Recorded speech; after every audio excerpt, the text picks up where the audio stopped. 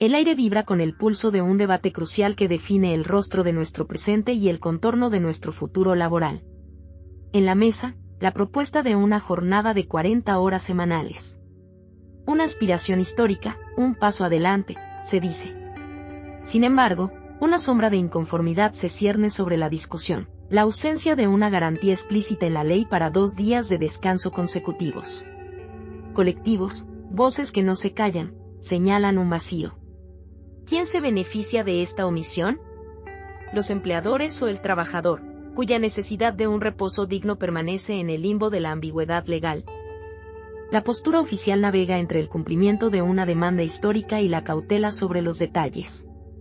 Se asegura que se garantiza el ingreso, que las conquistas laborales de 1917 son intocables. Pero la pregunta persiste, ¿es esto suficiente?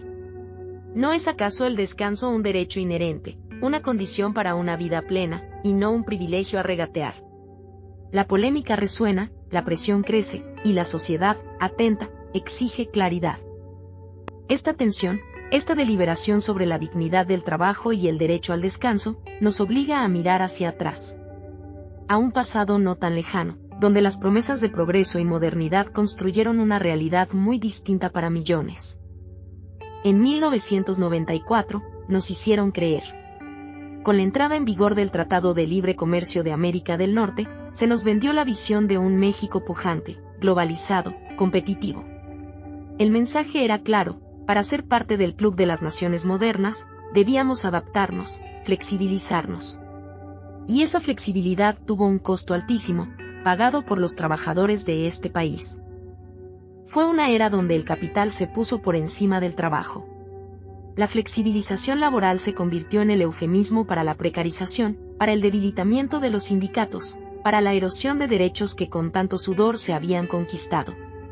El Estado, que alguna vez se erigió como defensor de la justicia social, se transformó en el principal promotor de una agenda que priorizaba la inversión extranjera y la competitividad a toda costa.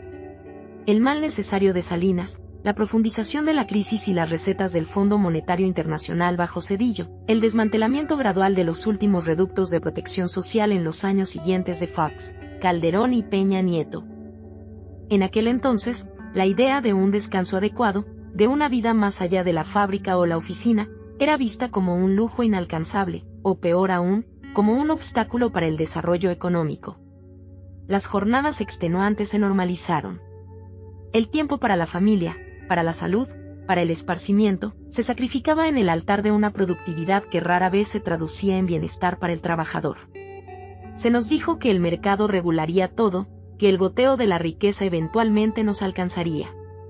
Pero para la mayoría, solo llegó el cansancio, la incertidumbre y la sensación de que su voz, sus derechos, eran insignificantes frente a los grandes intereses empresariales.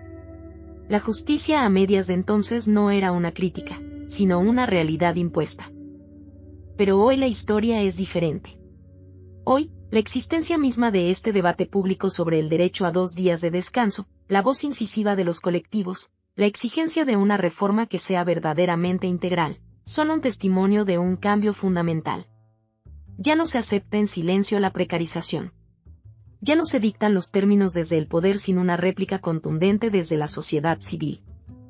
Aunque el camino hacia la plena justicia laboral siga siendo una ardua batalla, el hecho de que esta discusión se dé en voz alta, que se le exija al gobierno una postura clara, que los derechos laborales se pongan nuevamente en el centro del diálogo nacional, es una conquista en sí misma. Es el eco de la memoria de quienes en el pasado neoliberal fueron silenciados, ignorados, o a quienes les arrebataron la dignidad de su trabajo y de su tiempo. Es la afirmación de que México no olvida, que la memoria es un motor de cambio. Hoy, levantamos la voz por una justicia histórica. Por esos 2 días de descanso que son más que un número en una ley, son el símbolo de una vida digna, de un país que se niega a repetir los errores del pasado y que, con orgullo y determinación, busca un futuro donde el valor del trabajo sea, ante todo, el valor de la persona que lo realiza. La lucha continúa, pero la dirección es clara, hacia un México donde el bienestar de sus trabajadores sea la verdadera medida de su progreso.